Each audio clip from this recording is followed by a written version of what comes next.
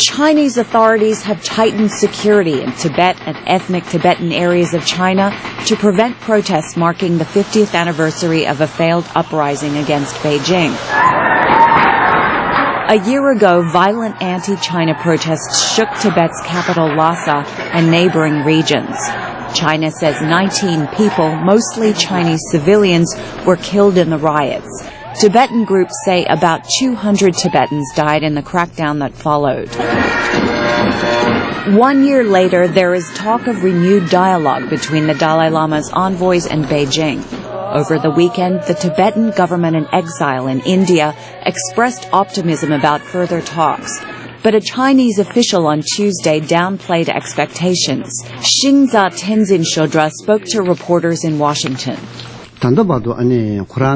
During these rounds of dialogue, the Dalai Lama has raised requirements with the central government. We believe these requirements and demands are not in line with reality. Xingza said the Dalai Lama has misled the world. He dismissed the Dalai Lama's middle way, a proposal that seeks political autonomy for Tibet rather than independence from China. As for the middle way that the Dalai Lama has proposed, I believe it is sheer lies. Chinese Premier Wen Jiabao said on Friday, China is willing to hold talks with the Dalai Lama's envoys, as long as the Tibetan spiritual leader renounces separatism. On Saturday, the Tibetan government in exile said it welcomes further talks, and it is seeking genuine autonomy for the Tibetan people.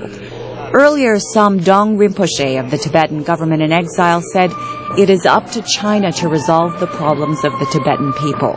Now the ball is in the PRC's court. They have to take the initiative. And we are very much hopeful that they will make the way appropriately in foreseeable future. The Dalai Lama has long said he is not seeking separation from China.